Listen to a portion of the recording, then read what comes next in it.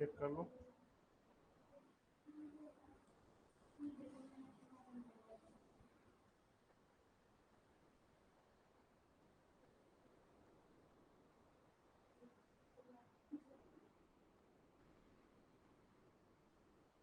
कुछ हेडिंग है बेटा? चलिए, हो गया भाग यानी 9 पे हमने बात कर लिया थोड़ा सा। 9 का और 9 का जो संशोधन हुआ है ना बेटा। आगे हेडिंग बनाइए, केंद्र राज्य संबंध। केंद्र राज्य संबंध।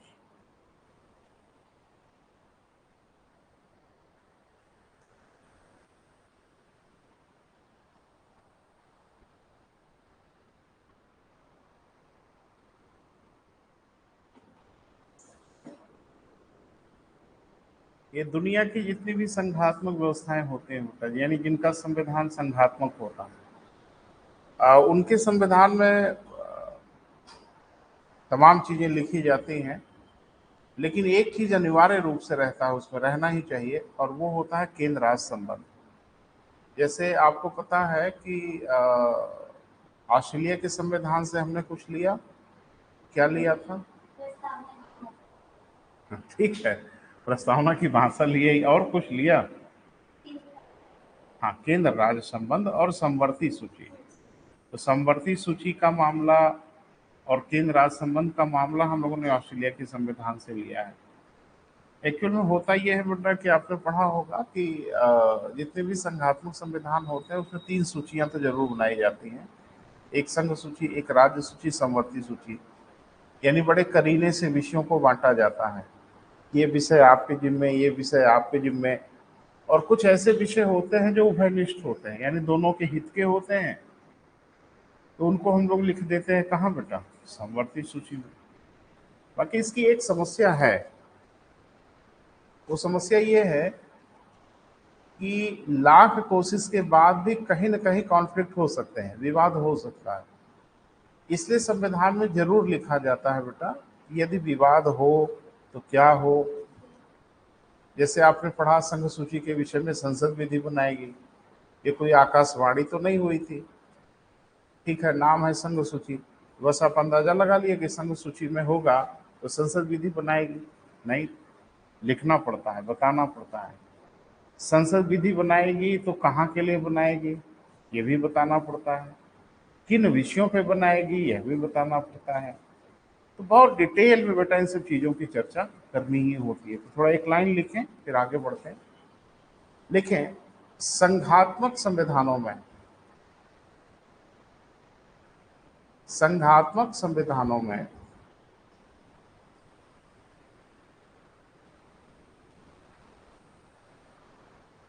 संघ राज्य के संबंधों की व्यापक चर्चा होती है।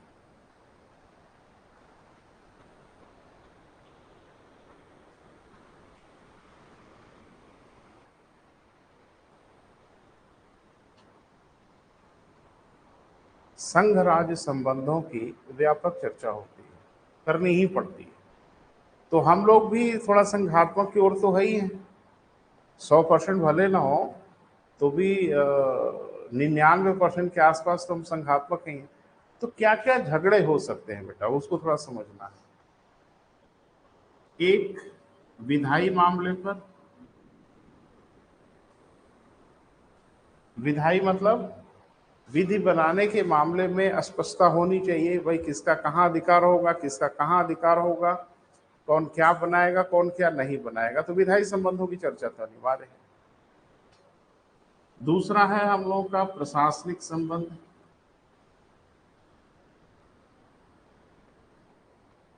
बोले बेटा, प्रशासनिक संबंध माने क्या?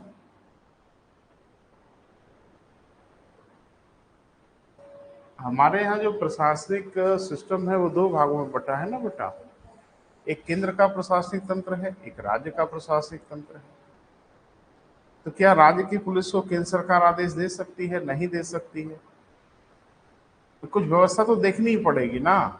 तो संविधान में बड़े करीने से प्रशासनिक संबंधों की भी चर्चा की जा सकती है। एक चीज बताइए, जब चुनाव होता है, इलेक्शन होता है, तो चुनाव आयोग तो केंद्र का है, बोल नहीं रहे हैं। लेकिन राज्य की पुलिस का भरपूर उपयोग किया जाता। अब राज्य की पुलिस कह दे कि आपका काम है, आप मैनेज करो, नहीं, राज्य की पुलिस का फिर चुनाव आयोग जो चाहता है, जैसे चाहता है उपयोग कर लेता है।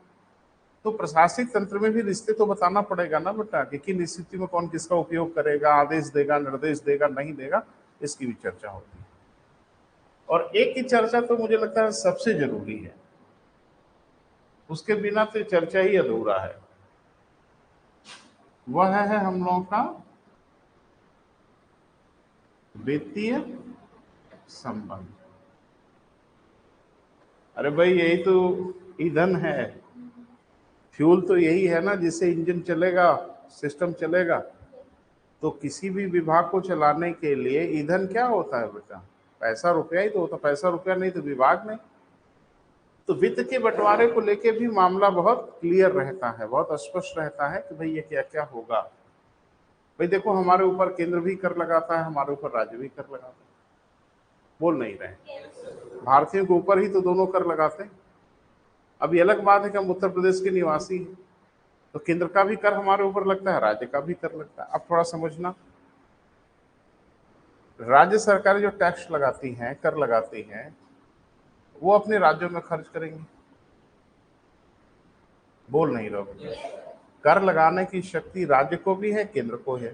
तो राज्य सरकार अगर कर लगाएगी, यानी उत्तर प्रदेश सरकार अगर कर लगाती है, तो जाके महाराष्ट्र में नहीं ना खर्चा करेगी, वो अपने प्रदेश में खर्चा करेगी। और संघ अगर कर लगाता है तो संघ में खर्च करेगा। संघ कहाँ है?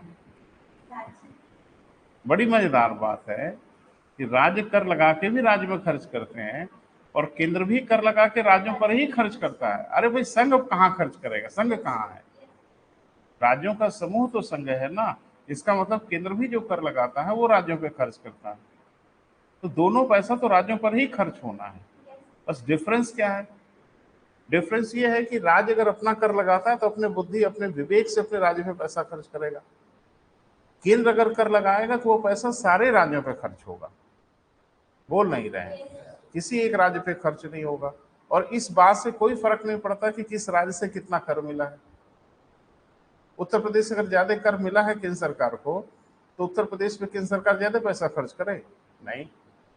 उस मुखिया जैसा समझो, अब तो वो सिस्टम ही खत्म हो गया हम लोगों की सोसाइटी का, लेकिन हमारे एक मुखिया होता था घर का, तो उसके 4 बेटे कमाते थे। तो कोई कम कमाता था, कोई ज्यादा कमाता था।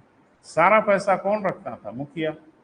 अब वो खर्च करता था, इस आधार पर नहीं खर्च करता था कि कोई ज्यादा कमाता है तो उसके बेटों पे ज्यादा खर्चा हो, और कोई कम कमाता है तो उसके बेटों पे कम खर्चा हो। ना, जिसको जितनी जरूरत होती थी उतना पैसा खर्च होता था। पता नहीं मेरी बात समझ रहे हो कि नहीं? तो केंद्र सरकार ऐसा ही है, कोई राज्य कम कर दे या ज्यादा कर दे, राज्य की नीड के हिसाब से वो खर्च करता है। कि जिस राज्य को जितनी जरूरत है, जो पिछड़े राज्य हैं, उनका विकास ज्यादा नहीं हुआ, डेफिनेटली उनके ऊपर ज्यादा पैसा खर्च करना पड़ेगा तब। जबकि उस राज्य से कर कम मिला होगा, और उन राज्यों से जिनसे कर ज्यादा मिला होगा, उन राज्यों पे खर्च हो जाता है जिन राज्यों की आमदनी कम है या विकास कम है कि नहीं बेटा? तो केंद्र सरकार भी राज्यों पर ही खर्च करेगा, लेकिन राज्यों को समानता के नियम का ध्यान नहीं रखता, जरूरत को ध्यान में रखता है, किस राज्य को कितनी आवश्यकता है। और फिर जो राज्य ज्यादा कर दे रहा है वो ताल ठोकी कि हमारे ऊपर ज्यादा पैसा खर्च करो, तो फिर केंद्र को कर लगाने का मतलब ही क्या बना? फिर आप ही सारा कर ले लो। तो दोनों की अपनी अपनी रिक्वायरमेंट है बेटा, दोनों सरकारों की अपनी अपनी जिम्मेदारियां हैं। निश्चित रूप से अपनी अपनी जिम्मेदारियों को पूरा करने के लिए कर लगाने की शक्ति होगी, लेकिन आप देखोगे कि ज्यादातर कर का झुकाव केंद्र की ओर है, क्योंकि केंद्र के उत्तरदायित्व, रिस्पॉन्सिबिलिटी बहुत ज्यादा है। हर राज्य की सुरक्षा की जिम्मेदारी किसकी है? केंद्र की। भाई मान लो भी पश्चिम बंगाल में दूसरी पार्टी की सरकार है, लेकिन पश्चिम बंगाल में अगर मान लीजिए कि चाइना ने या पाकिस्तान ने हमला किया, इस उम्मीद में कि वहां तो दूसरी पार्टी की सरकार है, चलो केंद्र की सरकार बहुत अच्छा रिस्पांस नहीं करेगी, भरपूर रिस्पांस करेगी, और हमारी सरकार पूरी ताकत से, पूरी क्षमता से जवाब देगी। यह हमला पश्चिम बंगाल पे नहीं, यह हमला भारत पे माना जाएगा। तो जाहिर सी बात है केंद्र सरकार को इतना ताकतवर तो होना ही चाहिए। तो आप देखोगे लास्ट में हम लोग पढ़ेंगे कि थोड़ा सा झुकाव जो है ना बंटवारे का, वो केंद्र के पक्ष में ज्यादा है तब, जबकि केंद्र भी राज्यों में पैसा खर्च करता है, राज्य तो राज्य पे करते ही हैं। तो कुल मिला जुला के बेटा कर का सिस्टम भी बांटा गया है, केंद्र को कुछ कर दिया गया है, कुछ राज्य को कर दिया गया है। दोनों आप ही की भलाई के लिए काम करेंगे, अलग बात है कि भलाई का तरीका क्या हो। अब जैसे मान लीजिए गुजरात में ढेर सारा कर आता है, तो गुजरात की सरकार सारा पैसा तो अपने ऊपर ही खर्च करेगी, एक ढेला किसी को नहीं देगी। लेकिन केंद्र सरकार गुजरात से अगर बहुत ज्यादा कर इकट्ठा करती होगी तो डेफिनेटली वो सारा पैसा गुजरात पे तो नहीं खर्च करेगी, वो उन प्रदेशों पे ज्यादा खर्च करना चाहेगी जो प्रदेश पिछड़ रहे हैं, जहाँ इंफ्रास्ट्रक्चर नहीं है, जहाँ सड़कें नहीं है। अब भी आप देख रहे हो कि मैंने कहीं पढ़ा है कि एक एक्सप्रेसवे बन रहा है दिल्ली से मुंबई तक, भारत का सबसे बड़ा एक्सप्रेसवे होगा, और भारत का ही नहीं पूरी दुनिया का सबसे बड़ा एक्सप्रेसवे होगा। तो अब जिन जिन प्रदेशों से होके निकल रहा है, जहां जहां से होके ये एक्सप्रेसवे गुजर रहा होगा, जाहिर सी बात है कि वो प्रदेश आर्थिक सामर्थ्य रखते हो न रखते हो उसमें योगदान करने का, तो उनसे कोई लेना ही देना नहीं। वो सारा पैसा सरकार खर्च करेगी, केंद्र करेगी, राज्य करेगी, मिलजुल के करेगी, बनेगा, पूरा भारत चलेगा। भाई एक्सप्रेस वे बन गया है तो इस पे मजा आ रहा है ना, लखनऊ जाते समय आनंद तो आ ही रहा है, पैसा लगा होगा ना भैया ठीक ठाक। तो ये सब है बेटा कि देश कुछ ऐसे कार्य को करता है जो सार्वजनिक हित के कार्य हों, उस पर कार्य करने की कोशिश करती है। हाँ, राज्य सरकार भी सड़कें बनाएगी तो ऐसा तो है नहीं कि इसमें खाली राज्य के ही लोग चलेंगे, भाई अन्य राज्यों के लोग आएंगे तो वो भी चलेंगे। लेकिन ये है कि केंद्र की रिस्पॉन्सिबिलिटी थोड़ी ज्यादा है, इसलिए पैसे का झुकाव होना चाहिए। तो 3 रिश्ते दिख रहे हैं बेटा, एक चौथा भी रिश्ता हो सकता था, होता है, और वो है न्यायिक संबंध। इसमें भी झगड़ा झंझट हो सकता है। भारत ने तो झंझट ही खत्म कर दिया, क्योंकि भारत की न्यायपालिका एकात्मक है। बोले बेटा, तो इसकी तो कोई आवश्यकता हमारे संविधान में है ही नहीं है। क्लियर है, लिख लो। सामान्य रूप से केंद्र राज्य के मध्य में विवाद के निम्न 4 क्षेत्र हो सकते हैं।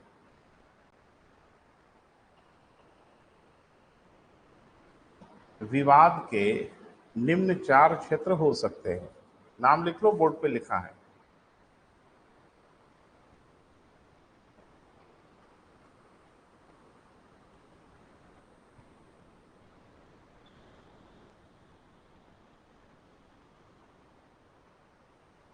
क्लियर है बेटा?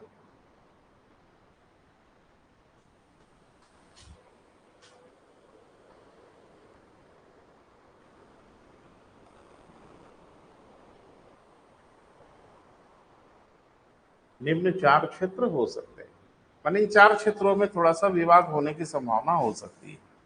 क्लियर है बेटा? अब थोड़ा स्पेसिफिक भारत पे बात कर लिया जाए। लेकिन क्योंकि यद्यपि भारत की न्यायपालिका संघात्मक स्वरूप की न होके एकात्मक स्वरूप की है,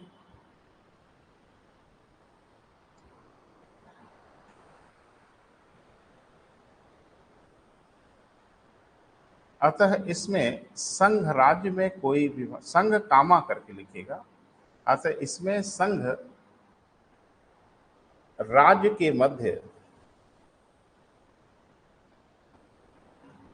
किसी भी प्रकार के विवाद की संभावना ही नहीं है।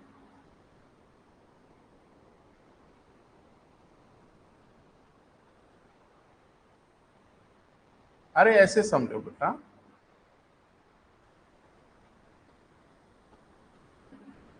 ऐसे समझिए थोड़ा सा। मान लीजिए कि सारा विधायी संबंध केंद्र सरकार के पास होता तो यहां भी कोई झगड़ा नहीं होता। सारे वित्तीय अधिकार संघ के पास होते तो यहां भी विवाद नहीं होता। क्यों होता? सारे प्रशासनिक अधिकार या आदेश निर्देश संघ सरकार के देती तो यहां भी विवाद नहीं होता। विवाद क्यों हो रहा है? क्योंकि कुछ विधायी अधिकार राज्य के हैं, कुछ विधायी अधिकार संघ के हैं, कुछ प्रशासनिक अधिकार राज्य के हैं, कुछ प्रशासनिक अधिकार संघ के हैं, कुछ वित्तीय अधिकार राज्य के हैं, कुछ वित्तीय अधिकार संघ के हैं। इसलिए यहाँ संभावना दिख रही है कि कुछ विवाद हो सकता है। न्यायिक क्षेत्र में भी विवाद हो सकता था तब जब हमारी न्यायपालिका संघात्मक स्वरूप की होती तो, क्योंकि हमारे यहाँ न्यायपालिका एकात्मक स्वरूप की है, इसलिए यहाँ कोई विवाद की तो संभावना ही नहीं है। सबका बाप बैठा हुआ है दिल्ली में, सुप्रीम कोर्ट, विवाद कौन करेगा? तो अगर ऐसा ही हर सेक्टर में होता तो विवाद किस, भाई एक ही बताओ, जो देश एकात्मक है वहां क्यों विवाद होगा? वहां सारी शक्तियां केंद्र के पास हैं, तो राज्य विवाद ही नहीं कर सकते। विवाद तो तब होता है जब आपके हमारे बीच में बंटवारा होता है, तभी ना विवाद होता है। तो हमारे देश में विवाद की जगह से तीन दिख रही है। एक विधायी संबंध में विवाद हो सकता है, एक प्रशासनिक पे विवाद हो सकता है, एक वित्तीय पे विवाद हो सकता है। न्यायिक पे विवाद हमारे यहाँ तो नहीं हो सकता, क्योंकि हमारी न्यायपालिका एकात्मक स्वरूप की है। वही मैंने लिखा है, यहाँ कोई झंझट नहीं है। हाँ, अगर टिपिकल संघात्मक होते तो शायद इस पे भी बात करनी पड़ती। ये हम लोग के एरिना के क्या हो गया बेटा, बाहर हो गया, यानी भारत में इसका मामला तो है ही नहीं, बोल नहीं रहे। तो भारतीय संविधान में सिर्फ तीन ही विवाद की चर्चा की जानी आवश्यक है, क्योंकि चौथे का विवाद यहाँ हो ही नहीं सकता। सुप्रीम कोर्ट ऑलमाइटियस है, सर्वशक्तिमान है, तो जो कह देगा सांस नहीं लेगा कोई, तो वो तो झंझट ही नहीं है बेटा। क्लियर है? तो अब हमारे यहाँ विवाद क्या हो सकता है? सिर्फ तीन का। लास्ट लाइन जरा बोल दो, क्या लिखा है?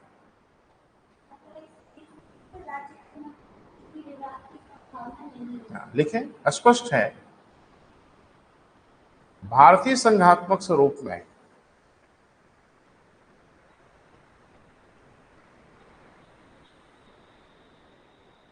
तीन ही क्षेत्र हैं जहां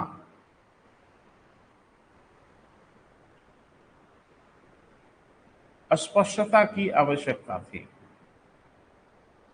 जहां अस्पष्टता की आवश्यकता थी।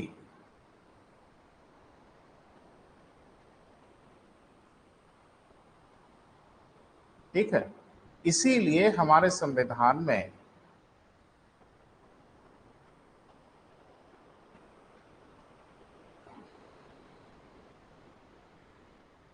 मात्र विधायी, प्रशासनिक व इसलिए हमारे संविधान में मात्र विधायी, प्रशासनिक व वित्तीय संबंधों पे चर्चा की गई।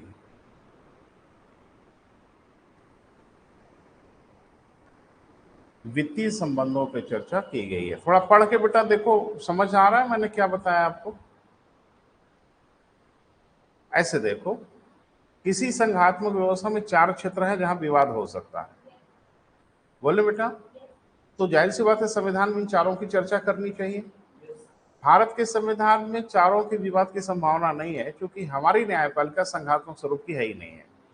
हमारी न्यायपालिका कैसी है बेटा? एकात्मक स्वरूप की, तो वो विवाद तो ऐसे ही खत्म हो गया। अब बच गया तीन क्षेत्र, विधायी, प्रशासनिक और वित्तीय। तो इनकी चर्चा आवश्यक है, क्योंकि ये चीजें हमारे यहाँ संघात्मक स्वरूप की हैं। जैसे मैंने बोला था, प्रशासन भी दो भागों में बटा, बोल नहीं रहे, विधायिका भी दो भागों में बटी है, और वित्त का अधिकार भी दो भागों में बटा हुआ है। न्यायिक कार्य दो भागों में नहीं बटा है, पूरा सीढ़ी जैसा बनाया गया, तो यहाँ तो सवाल ही नहीं। लेकिन हमारे संविधान के भाग 11 तथा 12 में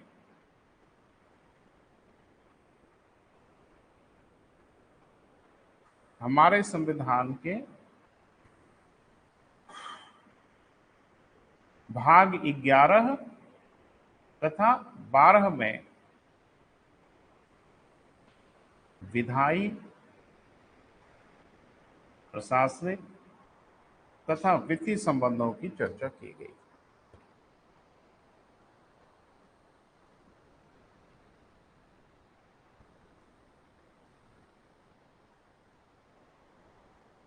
बोल नहीं रहे बेटा? समझ में आ रहा है? ट्रांसपेरेंट है एकदम? संबंध 3, भाग 2, खराब लग रहा है। संबंध तीन, तो तीन तो भाग होते तो बड़ा अच्छा होता। अब एक बात होता है कि अगर भाग दो हैं और संबंध तीन है, तो अब इन्हीं तीन संबंधों को दो भागों में बांटा गया होगा। बोल नहीं रहे, डेढ़ इधर नहीं, देखना पड़ेगा बंटवारा कैसे किया गया। अब भाई दो चीजों में, दो भाग में अगर तीन चीजों का बंटवारा है तो अच्छा बंटवारा तो तभी कहेंगे जब डेढ़, माने एक संबंध का आधा इधर आधा उधर, एक संबंध पूरा इधर एक संबंध पूरा इधर, तो बंटवारा होता। अब दिख क्या रहा है कि विधायी संबंध पूरा भाग 11 में करिए, वित्तीय संबंध पूरा भाग 12 में करिए, प्रशासनिक संबंध आधा भाग 11 में आधा भाग 12 में, तो न्यायपूर्ण विभाजन होता। और ऐसा विभाजन नहीं है। हमारे संविधान में विधायी और प्रशासनिक संबंधों की चर्चा भाग 11 में की गई और सिर्फ वित्तीय संबंधों की चर्चा भाग 12 में की गई। थोड़ा क्लियर कर लो, लिखें। हमारे संविधान के भाग 11 में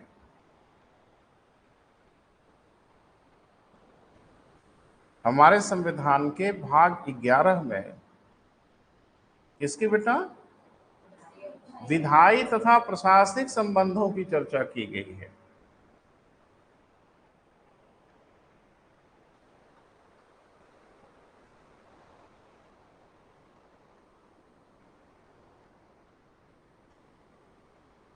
जबकि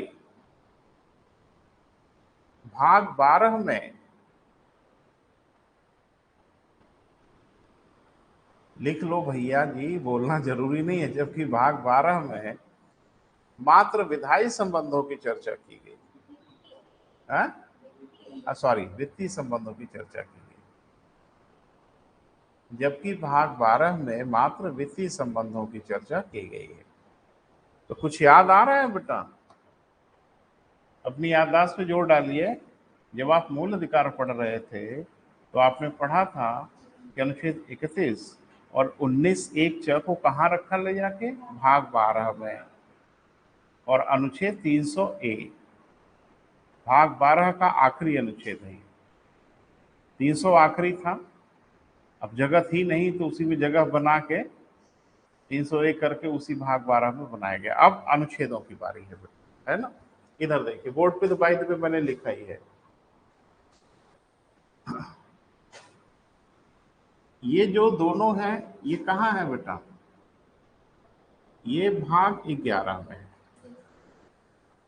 और इसकी चर्चा की गई है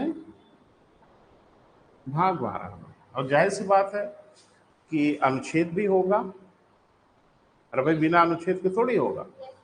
तो विधायी संबंधों की जो चर्चा की गई है वो अनुच्छेद 245 से अनुच्छेद 255 तक। क्लियर है बेटा? इसकी चर्चा की गई है अनुच्छेद 256 से अनुच्छेद 263 तक। ठीक है। अब जाहिर सी बात है अनुच्छेद तो आगे बढ़ेगा लेकिन भाग बदल जाएगा। बोल नहीं रहे। अब ये हो गया भाग 12 और ये शुरू होगा कहां से, अनुच्छेद 264 से, और ये अंत होगा अनुच्छेद 301 या क तक। क्लियर है? यानी संबंधों की जो चर्चा की गई है वो अनुच्छेद 245 से अनुच्छेद 300 तक चर्चा की गई। हाँ, इसको तीन भागों में बांट लिया गया। विधायी संबंधों की चर्चा कहां से, अब पलट के पूछेगा अनुच्छेद 247 में किस तरह के संबंधों की चर्चा की गई। तो इतना तो यार ABCD लग रहा, अगर ये आपको याद है इतना तो हम बता ही सकते हैं। आपसे पूछेगा कि 298 में किस प्रकार के संबंधों की चर्चा होगी, तो कोई भी बता देगा। अगर ये पता है तो रेंज से तो पकड़ ही लेंगे किस प्रकार के संबंधों की चर्चा है। ये अलग बात है कि उसमें स्पेसिफिक क्या लिखा हुआ है भले ना बता पाए, लेकिन ये तो हम पकड़ ही लेंगे किस प्रकार के संबंधों की चर्चा की गई होगी। और आजकल पूछ यही रहे हैं, स्पेसिफिक नहीं जा रहे हैं, बस आपसे पूछ ले रहे हैं कि इसमें किस प्रकार की चर्चा होगी। क्लियर है बेटा? लिख लिया? यानी भाग 11 में दो संबंधों की चर्चा है, विधायी संबंधों की और प्रशासनिक संबंधों की। विधायी संबंधों की चर्चा है 245 से 255 तक, प्रशासनिक संबंधों की चर्चा है 256 से 263 तक। फिर भाग 12 शुरू होगा। भाग 12 में जाहिर सी बात है 263 से अंत हुआ है, तो 264 से प्रारंभ होगा, 264 से अनुच्छेद 300 तक। यहां तक याद रहेगा? अगर नहीं रहेगा तो हम बंद करें पढ़ाना उड़ाना, है ना।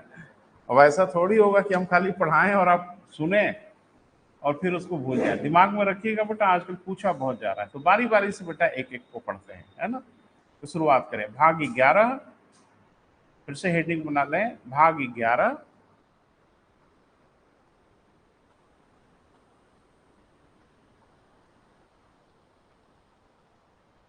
कौन सा संबंध बेटा? पहला विधायी संबंध। एक बार फिर लिख लीजिए कहां से कहां तक।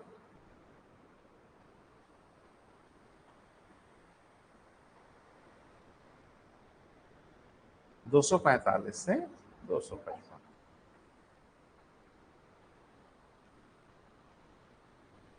अब धीरे धीरे संविधान की समाप्ति की ओर प्रस्थान कर रहे हैं हम लोग, है ना बेटा। और मैं देख रहा था तो लगभग 80 के आसपास हम लोग पहुंच रहे हैं, लेक्चर हो रहा है, सारे वीडियो हैं लगभग। तो अभी और समय लगेगा, 2-4 दिन जो भी लगे। आपने पढ़ा है बेटा कि संसद पूरे भारत के लिए विधि का निर्माण करेगी और विधानमंडल अपने राज्य के लिए विधि का निर्माण करे। तो कहीं लिखा होगा कि कल्पना कर लिया, यही ना विधायी संबंध है। अरे इसी का मतलब तो विधायी संबंध है। कौन कहाँ विधि बनाएगा, किस क्षेत्र पे विधि बनाएगा, किस विषय पे विधि बनाएगा, किस विषय पे नहीं बनाएगा, यही सब ना चर्चा होगी। किन विषयों पे कौन किस पे ओवरलैप कर जाएगा। आपने पढ़ा है ना कि संघ और राज्य सूची के बीच में अगर विवाद, सॉरी समवर्ती सूची में संघ व राज्य के मध्य अगर विवाद होगा तो संघ की विधि मानी जाएगी। कहीं लिखा होगा कि खाली कल्पना है ये? यही लिखा होगा, विधायी संबंधों में ही लिखा क्या होगा। एक एक की शुरुआत करते हैं। पहला लिखें अनुच्छेद 245, विधायी संबंध की हेडिंग तो बनी गई है।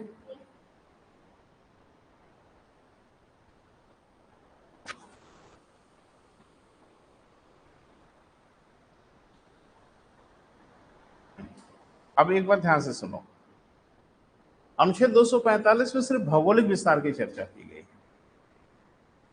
और कुछ चर्चा नहीं की गई है। अनुच्छेद 245 में यह बताया गया कि चूंकि हमारे यहाँ शक्तियों का विभाजन है तो विधायी शक्ति भी बटी है, एक संघ की विधायी शक्ति है और एक राज्य की विधायी शक्ति है। तो ये बताना तो पड़ेगा कि कौन कहाँ के लिए विधि का निर्माण करेगा। आप कहेंगे अरे संघ बोल दिए तो समझ में आ ही रहा है। नहीं, आपको समझ में आता होगा, संविधान है तो सब कुछ क्लियर लिखना पड़ता है ताकि कल को इसमें कोई विवाद न होने पाए। तो लिखें इसमें संघ व राज्य के विधि बनाने की शक्ति के, इसमें संघ कामा या संघ व राज्य लिख लें, संघ व राज्य के विधि बनाने की शक्ति के भौगोलिक विस्तार की चर्चा की गई।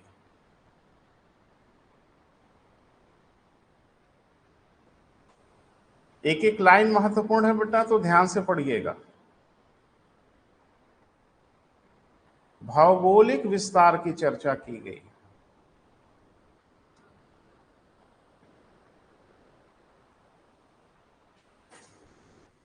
क्लियर है बेटा? भौगोलिक विस्तार मतलब ज्योग्राफिकल एरिया किसका कितना होगा। तो जरा विस्तार में चले चले लिखें संसद संपूर्ण भारत, संसद संपूर्ण भारत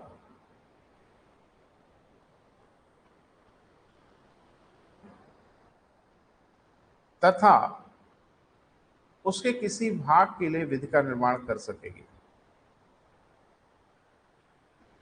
संसद संपूर्ण भारत या उसके किसी भाग के लिए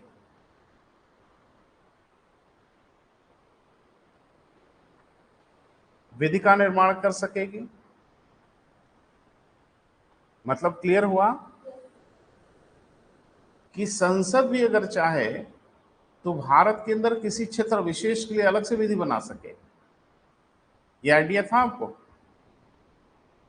संसद पूरे भारत के लिए विधि तो बना ही सकती है, लेकिन संसद अगर चाहे किसी क्षेत्र विशेष के लिए कानून बनाना तो भी बना सकती है। वो कानून सिर्फ उसी क्षेत्र पर लागू होगा। अरे पढ़ के समझ में आ रहा है ना? तो संसद पूरे भारत के लिए भी बना सकती है या भारत के किसी भाग के लिए भी विधि का निर्माण कर सकती है। ये अधिकार है संसद का। आगे लिखें। जबकि जबकि राज्य विधानमंडल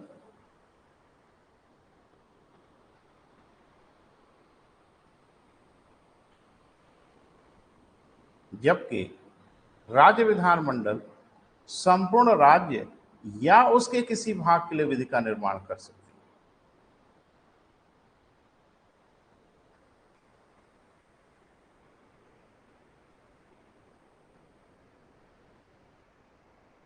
क्लियर हो रहा है बेटा?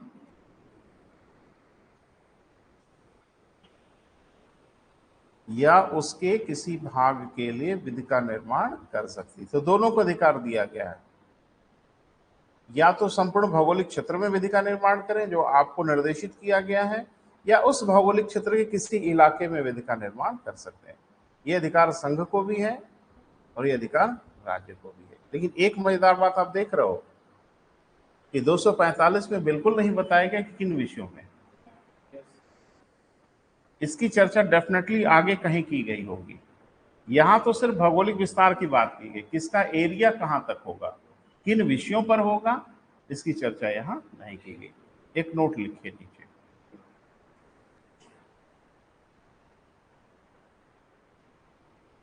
संसद तथा विधानमंडल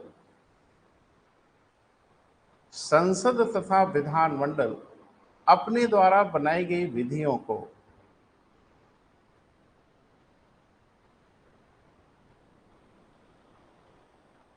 अनुच्छेद 245 के अनुसार समाप्त भी कर सकती है।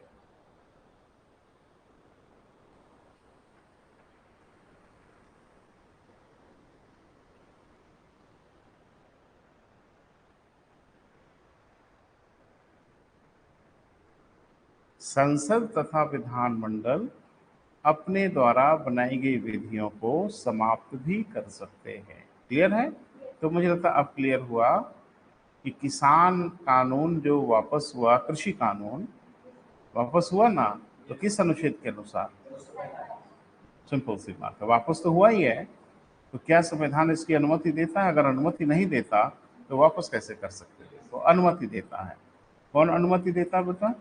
245। तो हमको लगता है राकेश टिकैत पढ़े थे, उनको आइडिया था। क्या सर? अरे भैया एक से एक वहां कलाकार है कि हाँ संविधान में इस बात का स्कोप है। आखिर संविधान में क्यों लिखा गया कि संबंधित विधानमंडल या संसद द्वारा बनाई गई विधियां वापस की जा सकती है? तो इसी को, संभावना को ध्यान में रख के लिखा गया ना कि भविष्य में अगर आवश्यक हो तो विधि को वापस भी किया जाए। क्लियर है बेटा? ध्यान रखिएगा, क्योंकि ये सब विवाद अभी हाल हाल में हुआ है, इससे पलट के हमला बोला जा सकता है कि किस अनुच्छेद द्वारा संसद के द्वारा बनाई गई विधियों को वापस किया जा सकता है। तो क्या बोलेंगे? 246। हाँ, वेरी गुड। आगे लिखें अनुच्छेद 246।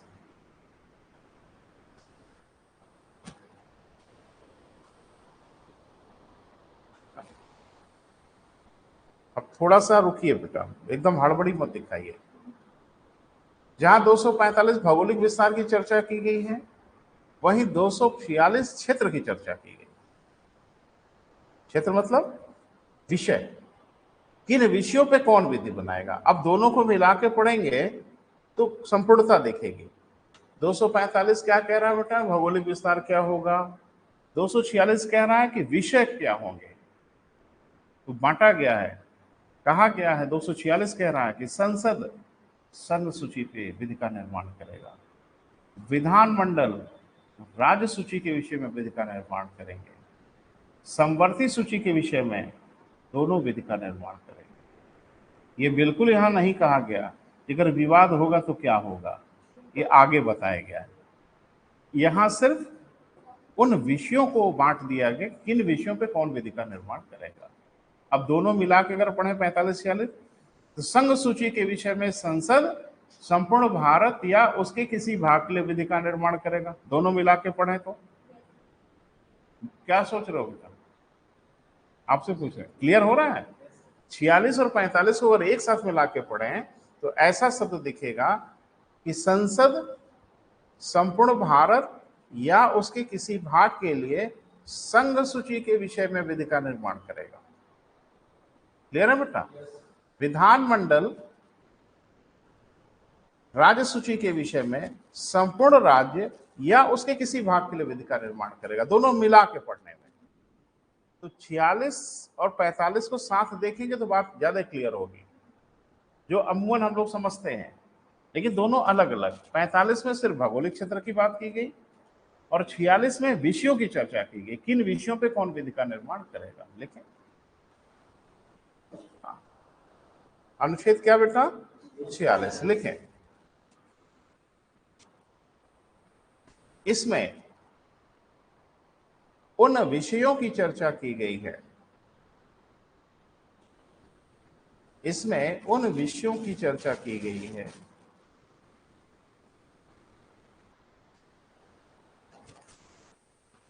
जिस पर संघ व राज्य विधि बना सकते हैं।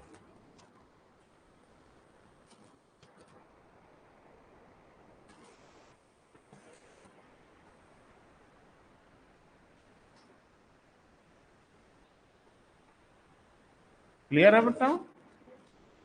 लिखें संसद संघ सूची के विषयों पर विधि का निर्माण करेगी।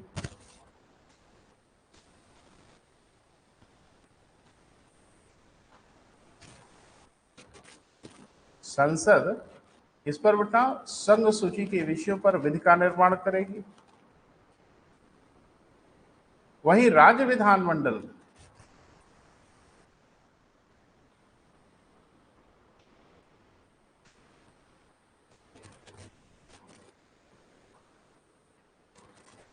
राज्य सूची के विषय में विधि का निर्माण करेंगे।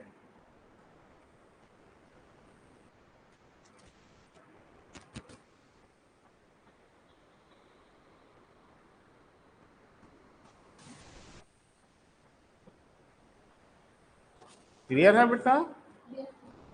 समवर्ती सूची के विषय में दोनों ही विधि का निर्माण करेंगे।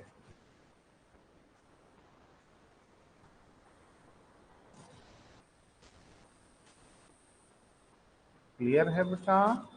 यहां ये बिल्कुल नहीं बताया गया कि समवर्ती सूची में यदि गतिरोध होगा तो क्या होगा, इसकी चर्चा यहां नहीं की गई है, इसकी चर्चा आगे जरूर की जाएगी, है ना बेटा? अब आगे लिखो अनुच्छेद 247।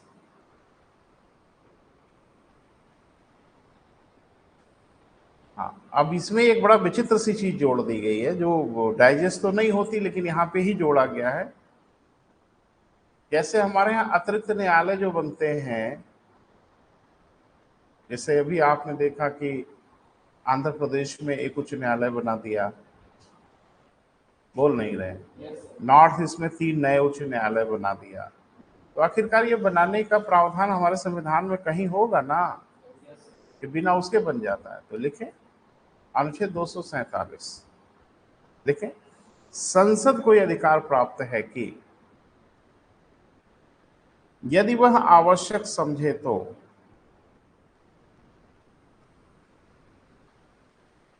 अतिरिक्त न्यायालयों की स्थापना कर सकती है।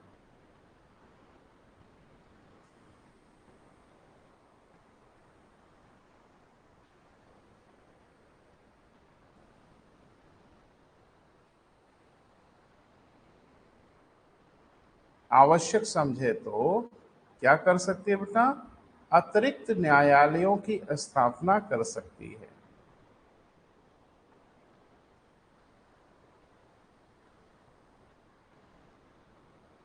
ठीक है, एक बात तो मुझे लगता है बिल्कुल स्पष्ट हो गई कि भारत में अतिरिक्त न्यायालयों की स्थापना का अधिकार राज्यों को नहीं दिया गया।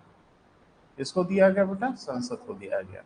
इस संसद ही चाहे तो अतिरिक्त न्यायालय बना सकता है। कारण है कि चूंकि न्यायपालिका संघात्मक व्यवस्था के अनुकूल नहीं है, यह तो एकात्मक व्यवस्था जैसी है ना बेटा। तो एकात्मक व्यवस्था में अधिकार केंद्र को ही देना उचित होगा, राज्य को देना उचित नहीं होगा। आगे लिखो बेटा, अनुच्छेद क्लियर हो रहा है। बस ये दिमाग में रखना कि भारत में कभी भी अतिरिक्त न्यायालय अगर बनने होंगे, ये अधिकार राज्य का नहीं है, ये अधिकार किसका है बेटा, केंद्र का। घेर घेर के पूछेगा बेटा, पता नहीं कैसे कैसे पूछेगा, मुझे नहीं आइडिया है। मेरा आइडिया टेस्ट में दिखेगा, ठीक है। जब मैं आपका टेस्ट वस्ट लूंगा तो उसमें मेरा आइडिया तो दिखेगा, लेकिन वो क्या सोच के क्वेश्चन बनाएंगे वो उनका मन, 4 पॉइंट बना देंगे, अंड बंड चीजें देने लगेंगे। तो मुझे लगता है कि अगर ये सब चीजें पता होंगी तो हम बच निकलेंगे, नहीं तो फंस जाएंगे। क्लियर है, आगे लिखें। 248,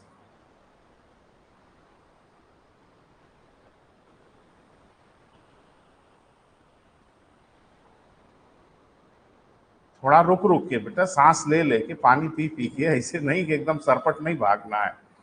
थोड़ा सा देखें, क्योंकि ये इलाके वहां पढ़ रहे हैं जो आपने शायद कभी नहीं पढ़ा है, कोई बच्चा नहीं पढ़ता है। ये हमको भी पता है, एग्जामिनर को भी पता है।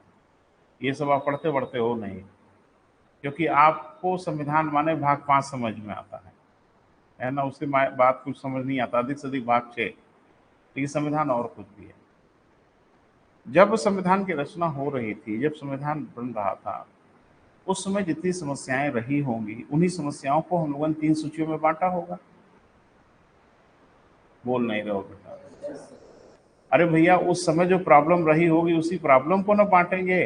अच्छा, आज की डेट में हम लोग 2023 में हैं, तो जो समस्याएं हैं वो आज की समस्या है। 2045 में कौन सी समस्या होगी? आप ज्योतिषी हो, जो बता दोगे। 1900, हाँ नहीं हो तो बता दो। 1949 में जब हम लोगों ने संविधान बनाया, संघ सूची, राज्य सूची, समवर्ती सूची बना, तो इंटरनेट था, साइबर क्राइम था, बहुत कुछ नहीं था। तो जाहिर सी बात है कि उनकी चर्चा हम क्यों करें, जो विषय अभी पैदा ही नहीं हुए। वो विषय पैदा होंगे तो डेफिनेटली उनको बांटना पड़ेगा अलग अलग विषय। अभी जानते हो, अभी एक बड़ा मजेदार मामला आ रहा है। अभी आजकल एक खुराफात शुरू हो गई है, मुझे लगता है आप समझ रहे हैं, जिसको हम लोग कहते हैं एआई, आर्टिफिशियल इंटेलिजेंस। अब ये हम लोगों के लिए मदद करने वाला कम, बवाल करने वाला ज्यादा है। अभी मैं टीवी देख रहा था, तो अब जाहिर सी बात है कि इसका दुरुपयोग होगा, इसका सदुपयोग होगा, तो अब इसके लिए भी कानून वानून बनाना पड़ेगा, जगह बनानी पड़ेगी। अभी अधिकार किसको दिया जाएगा, ये तो विचार किया जाएगा। क्योंकि जब संविधान बन रहा था तब तो एआई नहीं था, ये था नहीं था, तो कैसे बांट दिया जाए। एआई में अभी हमने बड़ा एक विचित्र सा मामला देखा। मामला ये देखा कि जैसे कुछ पेरेंट्स वगैरह होते हैं, अपने बच्चों के फोटो सोशल मीडिया उडिया पर डालते हैं। अब हम निश्चल लोग हैं, हम लोगों के दिमाग में छल कपट नहीं होता, तो हमको तो हमेशा अच्छा ही अच्छा दिखता है। कुछ लोग इसका दुरुपयोग कर सकते हैं। दिखा रहा था कि किसी बच्चे की फोटो अगर मिले तो एआई के माध्यम से उसको वयस्क दिखाया जा सकता है। उसी फोटो को आर्टिफिशियल इंटेलिजेंस से उसी बच्चे, जैसे आप देखते हो आजकल एक एप्स वगैरह आता है मोबाइल में, देखा होगा कि आप 70 साल के होंगे तो कैसे दिखेंगे, देखा है ना। कुछ लोग बड़े आराम से, मैं भी एक बार देख रहा था तो मेरा बड़ा बेकार सा दिखा दिया था, तो मैं परेशान हो गया। लेकिन परेशान नहीं हुआ, मैं उस फोटो को फिर सोशल मीडिया में शेयर भी कर दिया, और मैंने कह दिया कि पहचानो ये कौन है, ठीक है। वो ढेर सारे बच्चे पहचान लिए कि सर ये तो आप ही हैं, 30 साल बाद ऐसे ही दिखेंगे आप। बारह। तो ये आर्टिफिशियल इंटेलिजेंस का सब मामला है, तो इसका दुरुपयोग हो सकता है। कोई वीडियो बनाया जा सकता है, कोई क्लिप बनाई जा सकती है। आजकल बड़ी मजेदार बात है कि ऑडियो भी आपकी बनाई जा सकती है। मैंने आपकी आवाज आर्टिफिशियल इंटेलिजेंस उसको सेंस करके आपकी आवाज में कुछ भी कहलाया जा सकता है। अब कल को बताओ, ये सब तो बड़ा बवाल होना है ना। अच्छा, आजकल देखते हो सोशल मीडिया में एक तो दिखता है ना, वो कोई आदमी आदमी टाइप का लगता है कि नहीं नहीं ये रियल नहीं है, कुछ प्रवचन देता हुआ, कुछ अच्छी अच्छी बातें कहते हुए दिखते हैं ना, वो साधु टाइप का, कोई किसी टाइप का। देख रहे हो ना, आजकल बड़ा ट्रेंड चला है। ये सब एआई का कमाल है, सब आर्टिफिशियल इंटेलिजेंस का कमाल है। तो अब देखो, कल को एक नया बवाल पैदा होगा। इसीलिए आजकल देखते हो कोई वीडियो आता है तो कहते हैं फॉरेंसिक लैब में इसकी जांच होगी। तो ठीक है भैया, वो बड़े लोग हैं, जांच करा ले, लेकिन हम सामान्य जैसे लोगों की जांच तो कहाँ हो सकती है? वो तो सोशल मीडिया में यहाँ वहाँ छीछलेतर हो जाएगी, उसके बाद जांच होके क्या होगा? ये सब एक खतरनाक एरिया डेवलप हो रहा है बेटा, जो इस तरह के लोग इसका उपयोग कर सकते हैं। तो अब जाहिर सी बात है, इसको रोकथाम के लिए कानून बनाना होगा। इंटरनेट बुरे के लिए तो नहीं बनाया गया था। अब कोई आपका अकाउंट ही साफ कर ले रहा है, नेट बैंकिंग वगैरह बनाई गई आपकी सुविधा के लिए, कोई इस सुविधा में सेंध लगा ले रहा है, आपका अकाउंट ही खाली कर दे रहा है। तो कुल मिला जुला के भैया जी, मैं क्या कह रहा हूँ जरा समझने की कोशिश करिए। जैसे जैसे समय बीतेगा वैसे वैसे नई नई आवश्यकताएं, नई नई समस्याएं आएंगी हमारे सामने। कहते हैं कि जब आप सुविधा देते हैं ना, तो आप समस्या भी पैदा करते हैं। आपने बंदूक बनाया ना अपनी सुरक्षा के लिए, आपने खतरों से खेला है। अनातोली मिखाइल क्लासनिकोव ने AK-47 बनाया, एक बड़ी अच्छी बंदूक बनाया। काहे के लिए बनाया? भाई, हम मनुष्य अपनी हिफाजत कर सके, हम अपनी देश की हिफाजत कर सके, सुरक्षा कर सकें। लेकिन मुझे लगता है आज की डेट में आतंकवादियों का और बैड एलिमेंट का सबसे पहली पसंद है ये बंदूक। मुझे लगता है यही सबसे उनकी पहली पसंद हुई है। दो कारण है, एक तो होती है हैंडी, हैंडी मतलब थोड़ा सा छोटी, और कैरी करना बहुत इजी होता है, और दूसरा रेंज भी ठीक ठाक होती, लगभग 400 यार्ड। आप कल्पना कर सकते हैं, 300-350 मीटर रेंज है इसकी, और इतने बीच में वो कहर बरपा देगी। 1 मिनट में 600 गोलियां दाग देती है, 600 बुलेट 1 मिनट में। सेकंड में कैलकुलेट घर पे करिएगा, 1 मिनट में अगर 600 गोलियां दागती, यानी 60 सेकंड में अगर 600 गोलियां दागती है, तो मुझे लगता है 1 सेकंड में 10 गोली तो दाग ही देती है। आप जरा कल्पना करें 1 सेकंड होता कितना है, 10 गोलियां घुस जाएंगी शरीर में विद इन सेकेंड। तो रिएक्ट करने का मौका कहां मिलता है किसी को? आप तोप लेके बैठे रहो, परमाणु बम लेके बैठे रहो, आपको रिएक्ट करने देंगे तब ना। तो बड़ी अच्छी बंदूक बनाए, और अब ये बंदूक सबसे अधिक आतंकवादियों को, अपराधियों को पसंद आ गई। तो अब जाहिर सी बात है, इसके लिए तो बंदूक नहीं बनाई गई थी ना बेटा। तो किसी चीज का दुरुपयोग तो होता ही है, दुरुपयोग करने वाले उसका करते हैं। इंटरनेट इतनी खूबसूरत चीज बनाई गई, दुरुपयोग कर रहे हैं लोग उसका। तो जाहिर सी बात है कि समय के साथ नई नई समस्याएं, नए नए विषय पैदा होंगे। ये कहा गया 48 में कि यदि कोई नया विषय पैदा होगा भविष्य में, जो होगा ही होगा, यदि कोई नया विषय पैदा होगा तो उस विषय को अवशिष्ट विषय कहेंगे, रेजिडुअल सब्जेक्ट कहेंगे। क्लियर है? और इस विषय पर संघ का अधिकार होगा। ये पहले ही लिख दिया अपने संविधान में कि भविष्य में अगर कोई नया विषय उत्पन्न हुआ, वो चाहे जो भी हो, उस पर अधिकार किसका होगा? संघ का होगा। ये 48 में लिखा हुआ है। और दुनिया के जितने संघात्मक संविधान है उसमें ये लिखा हुआ है, यदि कोई नया विषय उत्पन्न होगा उस पर राज्यों का अधिकार है। हमारे यहाँ एकदम उलट गंगा बहती है। और जब कभी आप टीका टिप्पणी लिखते हो कि हम संघात्मक व्यवस्था है कि नहीं, तो ढेर सारी बातें तो लिखना ही होगा, 248 का भी उल्लेख करना पड़ेगा कि जबकि सारे संघात्मक व्यवस्थाओं में अवशिष्ट विषयों पर राज्यों को अधिकार दिया गया, और हमारे यहाँ अवशिष्ट विषयों पर संघ को अधिकार दिया गया। कहा गया वो संघ सूची का विषय होगा, संघ उसमें विधि का निर्माण करेगा। लिख लें, यदि भविष्य में कोई नया विषय उत्पन्न होता है तो, यदि भविष्य में कोई नया विषय उत्पन्न होगा तो उसे अवशिष्ट विषय कहेंगे।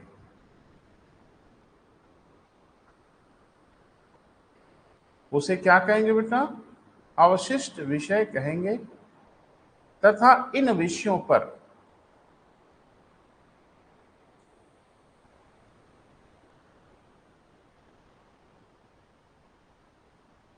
संघ को विधि बनाने की शक्ति होगी।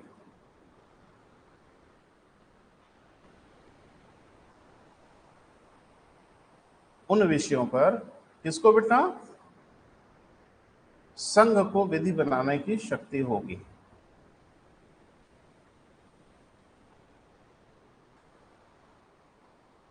क्लियर है बेटा? तो देखने में खराब तो नहीं लग रहा है, ठीक ही क्या कहा गया होगा, लेकिन संघात्मक व्यवस्थाओं के एकदम खिलाफ है।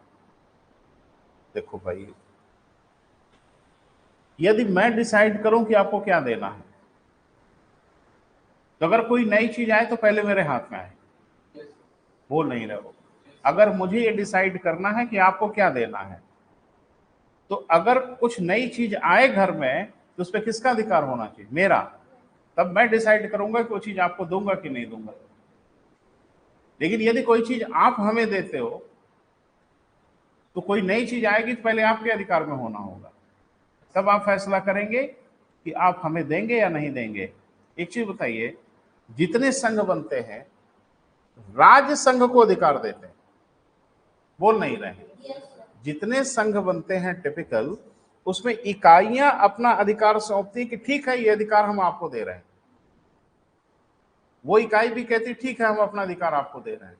वहां दे कौन रहा होता है? राज्य संघ को अधिकार देते हैं। और हमारा संघ कैसा बना? संघ ने राज्य को अधिकार दिया है। भाई हमारी केंद्र की सरकार ने निर्धारित किया कि राज्यों को क्या दिया जाएगा क्या नहीं दिया जाएगा, कि राज्यों ने डिसाइड किया कि संघों को क्या दिया जाएगा। हमारा संघ वैसा बना ही नहीं। अंग्रेज जो भारत छोड़ के गए वो भारत बन गया, उसकी इकाइयां राज्य बन गई, केंद्र सरकार सशक्त हो गई, केंद्र सरकार ने फैसला किया कि ये अधिकार आपको देंगे। हम स्वतंत्र इकाइयां थोड़ी थे। ये स्वतंत्र इकाइयां आपस में मिलजुल के सलाह मशवरा करके भारत बने। एक ही तो स्वतंत्र इकाई थी जो मिलजुल के बनी भारत, जम्मू कश्मीर। और वहां संघात्मक व्यवस्था का सारा लक्षण आपको दिखता था। बाकी हमने उत्तर प्रदेश से पूछा भारत में रहोगे कि नहीं रहोगे? अरे नहीं रहोगे तो जाओगे कहाँ? कहाँ जाओगे? जाने की औकात थी किसी की? तो अब हमारी रहमो करम करें। इसीलिए हमारे संविधान में कहा गया कि चूंकि ये सारे अधिकार संघ की ओर से राज्य को दिए गए, तो नया विषय अगर कोई पैदा होगा तो राज्य को कैसे देंगे सीधे? पहले वो हमारे हाथ में आएगा, फिर हम डिसाइड करेंगे कि राज्यों को दें कि ना दें। क्लियर है बेटा? एक नोट बना के लिखें। हाँ, लिखें, विश्व के सभी संघात्मक व्यवस्थाओं में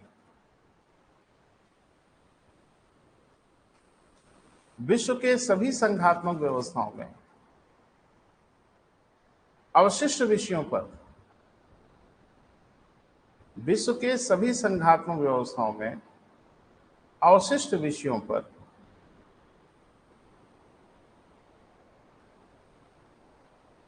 राज्यों का अधिकार होता है। किसका अधिकार होता है बेटा? राज्यों का अधिकार होता है। जबकि हमारे संविधान में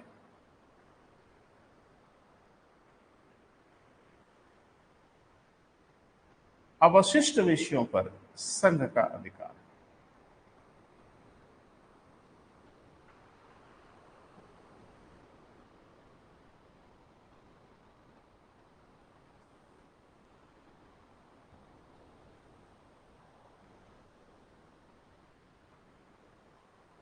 जबकि हमारे संविधान में अवशिष्ट विषयों पर किसका बेटा? संघ का अधिकार है। तो क्या है? संघात्मक व्यवस्थाओं के प्रतिकूल है। ब्रैकेट में लिख ले, यह संघात्मक व्यवस्थाओं के प्रतिकूल है, खिलाफ है।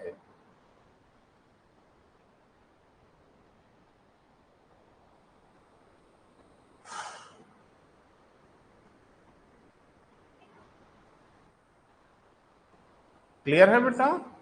अच्छा,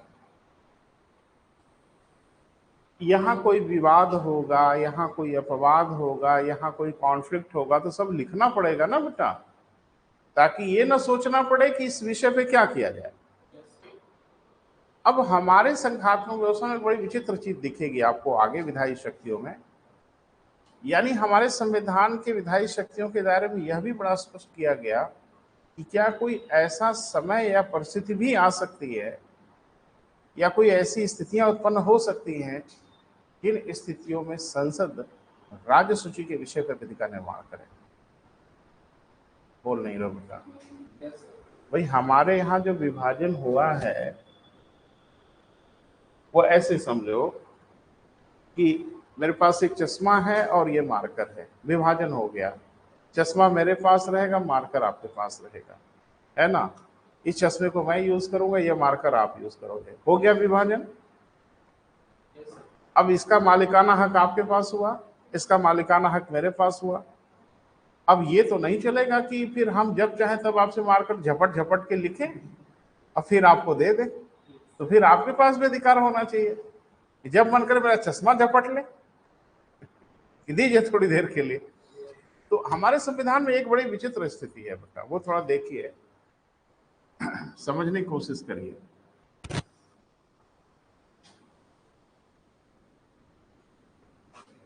और संघ राज्य संबंध नहीं पढ़ोगे ना बेटा तो आपके संघात्मक स्वरूप की सही अनुभूति नहीं हो पाएगी आपको। इसलिए पढ़ना बहुत आवश्यक होता है। जैसे हम लोगों ने क्या किया कि एक संघ बनाया और एक हम लोगों ने राज्य बनाया। काहे बनाया? अगर बनाया तो ठीक से बनाओ, नहीं नौटंकी मत करो। इसमें कोई छोटा बड़ा थोड़ा ही है, और संघात्मक व्यवस्था में तो ये बड़े होते हैं। हम निर्धारित करेंगे कि आपको क्या करना है, क्योंकि आप तो कल्पना में हो। संघ कहाँ है भैया? संघ एक काल्पनिक नाम है भैया। संघ की जगह आप नहीं बता पाएंगे भारत में कहाँ संघ है। राज्यों का समूह संघ है, तो राज्य फैसला करेंगे ना कि आपके पास क्या क्या अधिकार होगा। बोल नहीं रहे। तो इनके लिए कहा गया भैया आपके लिए होगा संघ सूची। सूची माने एक लिस्ट बना दी गई, ऐसे ऐसे कुछ लिख दिया गया और कहा गया कि इन विषयों पे आप कानून बनाइएगा। और एक बनाया गया क्या बेटा? राज्य सूची। तो यहां भी कुछ विषय लिख दिया गया और कहा गया कि विषय में आप विधि का निर्माण करिएगा। तो कहां झगड़ा है? कोई झगड़ा नहीं है। अभी आपने पढ़ा कि इसमें लिखा गया है कि संघ सूची के विषय में संपूर्ण भारत या उसके भाग के लिए विधि का निर्माण करेंगे। राज्य सूची के विषय में संपूर्ण राज्य उसके भाग के लिए निर्माण करेंगे। तो यहाँ तो एकदम डायमेंशन क्लियर है। बोल नहीं रहे। और एक तो और सूची बन गई,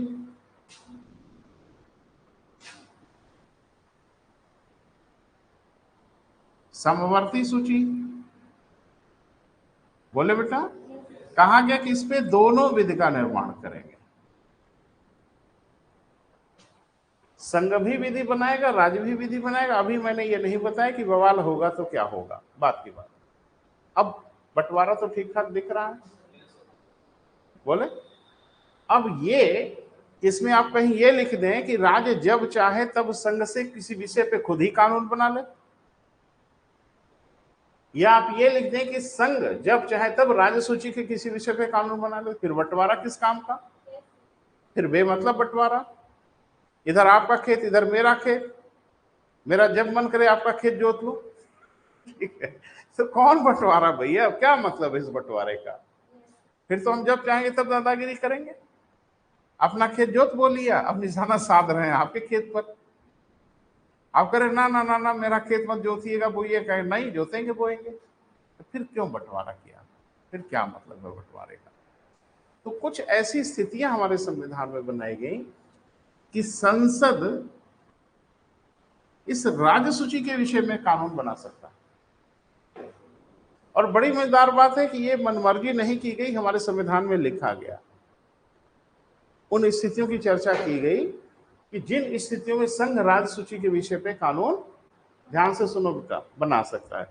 लेकिन बड़ी मजेदार बात है कि ऐसा हमारे संविधान में कहीं नहीं लिखा गया कुछ खास स्थिति में राज्य भी संघ सूची के विषय में विधि का निर्माण कर सके। ऐसा कहीं नहीं लिखा है हमारे संविधान में। सिर्फ ये तो जरूर लिखा है कि संसद जब चाहे एक खास स्थिति हो तो राज्य सूची के विषय में विधि का निर्माण कर सके। आपको नहीं लगता ये संघात्मक व्यवस्थाओं के थोड़ा खिलाफ दिख रहा है? जब खेत बट गया तो आप कुछ नियम का हवाला देके मेरा खेत जोत लो। वो हवाला ये हुआ कि देखिए मेरे खेत में इस साल गेहूं का उत्पादन कम हुआ है, तो आपका भी जोतेंगे। काहे जोतोगे भैया? मुझसे आप पूछ रहे हो मेरे यहाँ उत्पादन घटा के बढ़ा, तो दादागिरी हो रही है। लेकिन हमारे संविधान में दादागिरी की जगह लिखी गई है। तो एक छोटा सा सब हेडिंग बना लीजिए। हाँ लिखें, वे स्थितियां जिन पर संसद वे स्थितियां जिस पर संसद राज्य सूची के विषय पर विधि का निर्माण कर सकता है।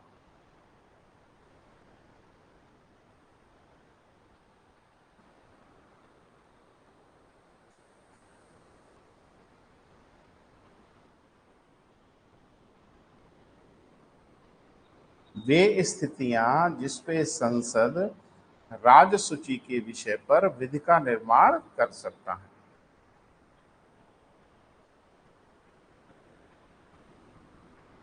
ठीक है बेटा। हाँ, देखते हैं। पहला लिखें अनुच्छेद 249। पहला क्या है बेटा? अनुच्छेद 249।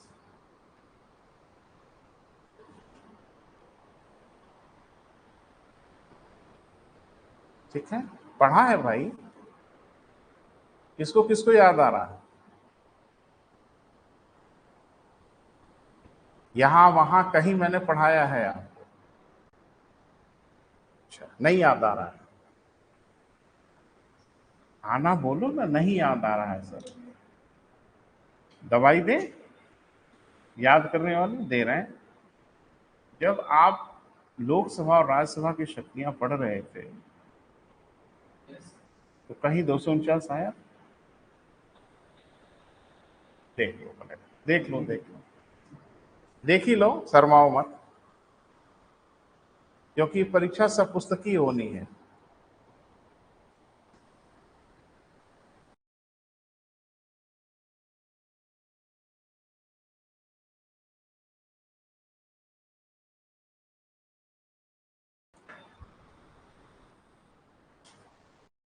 बड़े दुख की बात है कि मिल भी नहीं रहा। चलो याद तो आ ही नहीं रहा है, लेकिन जो पढ़ा है वो मिल भी नहीं रहा है। मिल गया? मिल ही जाएगा।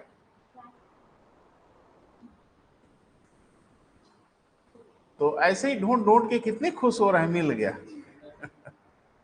इसीलिए पढ़ाया गया था क्या कॉपी में ढूंढ ढूंढ के बताया कि मिल गया मिल गया। बोले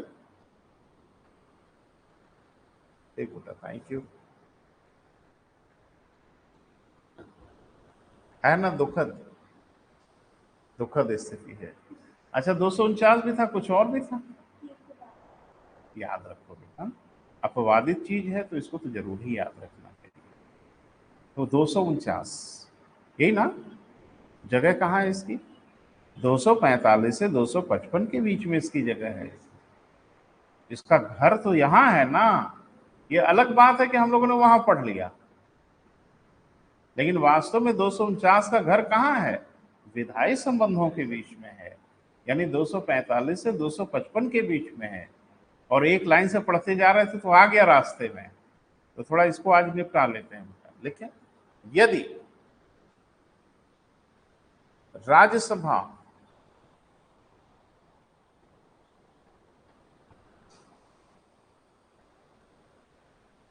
दो तिहाई मतों से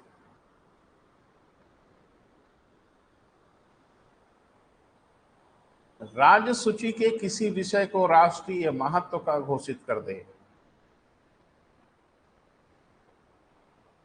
दो तिहाई मतों से राज्य सूची के किसी विषय को राष्ट्रीय महत्व का घोषित कर दे, तो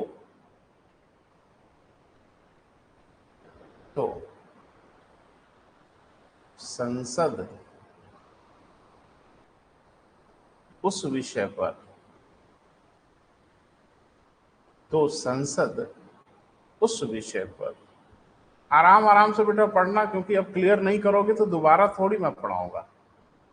आज जो ऑनलाइन कोर्स वोर्स लिए होंगे वो दोबारा देख सकते हो, अलग बात है।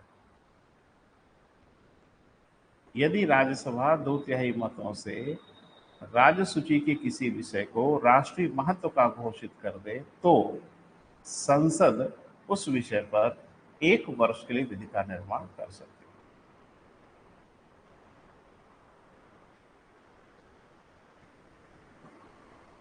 है। 1 वर्ष के लिए विधि का निर्माण कर सकती है।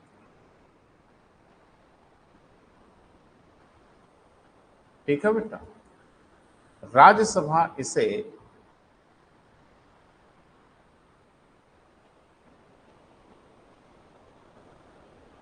क्रमशः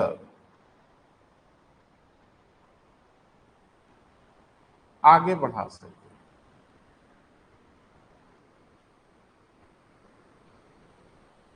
क्रमशः मतलब 1-1 वर्ष करके आगे बढ़ा सकते हैं। ठीक है, अब ध्यान से सुनो, आज हम अब कुछ बोलेंगे, लिखाएंगे कल, क्योंकि बड़ा महत्वपूर्ण है, ये 2 बार होगा तो अच्छा रहेगा, इसी बहाने रिवीजन हो जाएगा। 249 इसलिए मैंने लिखा दिया, इसको एक बार हम आपको पढ़ा चुके हैं, क्योंकि आगे जो आप पढ़ने जा रहे हो वो आप 2 बार नहीं पढ़े हो।